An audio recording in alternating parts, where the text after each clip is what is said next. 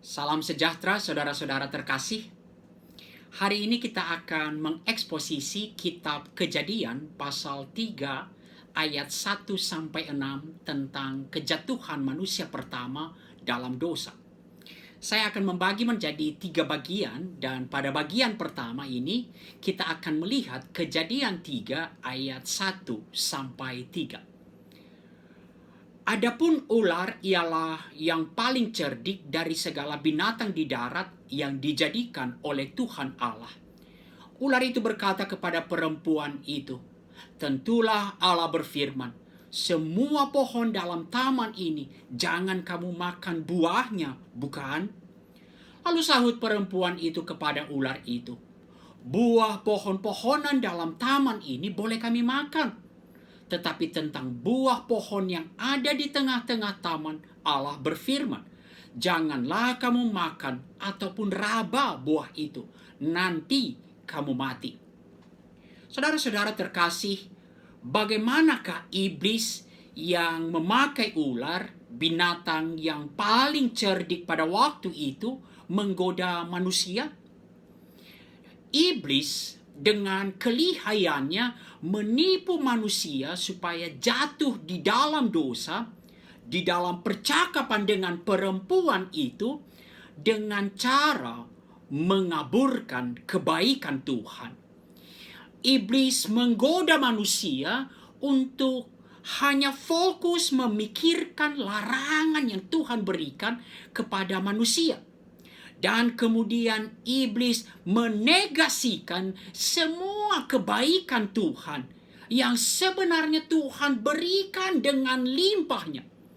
Sehingga seolah-olah apa yang Tuhan berikan semuanya hanya larangan. Semua pohon dalam taman ini jangan kamu makan buahnya, bukan? Demikianlah ular itu berkata kepada perempuan itu. Nah, tentu saja apa yang dikemukakan oleh iblis melalui ular itu adalah kebalikan dari kebaikan Tuhan yang melimpah kepada manusia. Kejadian 2 ayat 9. Lalu Tuhan Allah menumbuhkan berbagai-bagai pohon dari bumi yang menarik dan yang baik untuk dimakan buahnya, dan pohon kehidupan di tengah-tengah taman itu, serta pohon pengetahuan tentang yang baik dan yang jahat. Saudara-saudara terkasih, sesungguhnya kebaikan dan pemeliharaan Tuhan kepada manusia begitu luar biasa. Tuhan memberikan berbagai macam pohon yang menarik dan baik untuk dimakan buahnya. Ayat 9 ini menggunakan dua kata yang menunjukkan kebaikan Tuhan yang luar biasa, yaitu kata baik dan menarik. Tentu ini bukan dua kata yang mempunyai makna yang persis sama. Kata baik merujuk untuk kebutuhan, baik untuk dimakan. Namun, kata menarik mengungkapkan untuk dapat dinikmati manusia. Tuhan itu luar biasa baiknya. Tuhan tidak hanya memberikan apa yang kita butuhkan, tetapi Tuhan juga memberikan pemberiannya supaya kita dapat menikmati pemberian itu. Demikian juga sebenarnya ketika larangan itu diberikan Tuhan, yaitu untuk tidak makan buah dari satu pohon saja, yaitu pohon pengetahuan tentang yang baik dan yang jahat, yang merupakan ujian ketaatan manusia kepada Tuhan, sebenarnya mengungkapkan kelimpahan kebaikan Tuhan. Semua pohon dalam taman ini boleh kau makan buahnya. Demikianlah di dalam bahasa aslinya. Pengulangan kata makan itu menunjukkan suatu kelimpahan sumber makanan, pemberian Tuhan. Itulah yang diterjemahkan oleh LAI dengan boleh kau makan dengan bebas.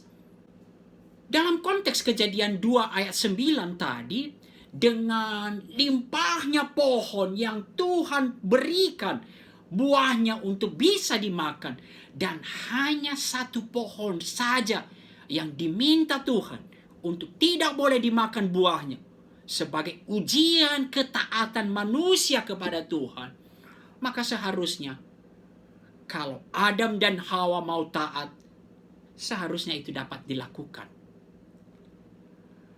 Saudara-saudara terkasih, iblis menggoda dan menjatuhkan manusia dengan mengaburkan kebaikan Allah. Kalau manusia itu puas dengan apa yang Tuhan berikan, kalau manusia puas dengan kebaikan Allah, maka tidak mudah untuk menjatuhkan manusia. Namun apa yang terjadi? Perempuan itu tergoda dan hanya fokus pada larangan Tuhan, dan bahkan ia semakin meragukan kebaikan Tuhan.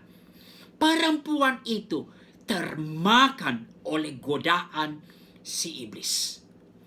Jika kita bandingkan jawaban perempuan di dalam Kejadian 3 ayat 2 dan 3 dengan firman Tuhan di dalam Kejadian 2 ayat 16 dan 17, maka kita dapat melihat setidaknya ada 4 perbedaan. Yang pertama, perempuan itu menambah tidak boleh menyentuh. Berarti ia menambah larangan Tuhan. Ini mengungkapkan Tuhan itu sepertinya begitu kejam dengan larangan-larangannya. Lalu yang kedua, ia tidak menyebut nama pohon yang secara jelas dinyatakan oleh Tuhan. Ia mulai mengaburkan firman Tuhan. Lalu ia menggunakan boleh makan. Tidak seperti yang diungkapkan boleh makan. Ia mengurangi limpahnya berkat Tuhan. Dan perempuan itu juga mengurangi konsekuensi dari ketidaktaatan manusia dengan ia hanya menyebut, dan kalau kami makan maka kami akan mati, yang dimana seharusnya mati, yang menunjukkan keseriusan konsekuensi bila manusia tidak taat. Saudara-saudara terkasih, apa yang bisa kita refleksikan dan aplikasikan melalui eksposisi kita pada hari ini? Pertama-tama, hati-hati dengan godaan si jahat. Iblis dengan lihainya akan terus menggoda kita dengan cara mengaburkan, meniadakan semua kebaikan Allah. Maka saudara-saudara terkasih, ketika kita mulai mempertanyakan, meragukan, dan lebih serius lagi melupakan kebaikan Tuhan, hati-hati, itu adalah celah kejatuhan di dalam dosa. Maka mari kita terus menghangatkan hati kita dengan kebaikan Allah yang sesungguhnya Tuhan sediakan. Kitab Mazmur banyak sekali mengungkapkan hal ini sebagai dasar untuk bersyukur, memuji Tuhan, dan puas di dalam Tuhan. Sebab Tuhan itu baik. Suatu ungkapan yang begitu banyak kita temukan di dalam kitab Mazmur. Mazmur 100 ayat 5 misalnya. Sebab Tuhan itu baik, kasih setianya untuk selama-lamanya, dan kesetiaannya turun-temurun. Mazmur 136 ayat 1. Bersyukurlah kepada Tuhan, sebab ia baik, bahwasanya untuk selama-lamanya kasih setianya. Tuhan itu baik. Menegaskan ini bukan sugesti kita atau perasaan kita.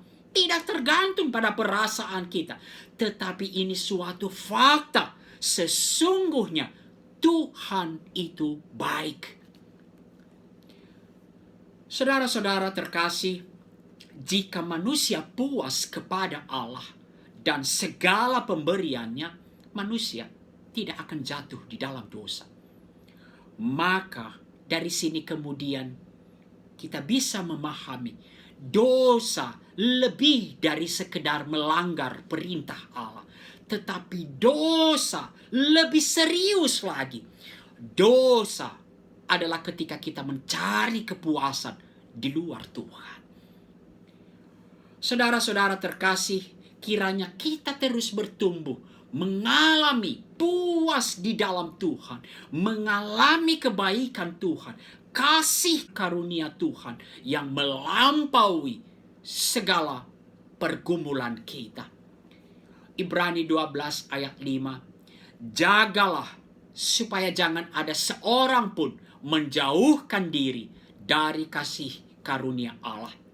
Frase menjauhkan diri sebenarnya bisa juga diterjemahkan gagal mengalami. Kiranya ini terus menjadi doa kita, menjadi kerinduan hati kita, agar bisa terus mengalami kasih karunia Allah yang jauh lebih besar dari semua pergumulan hidup kita. Tuhan itu baik. Amin.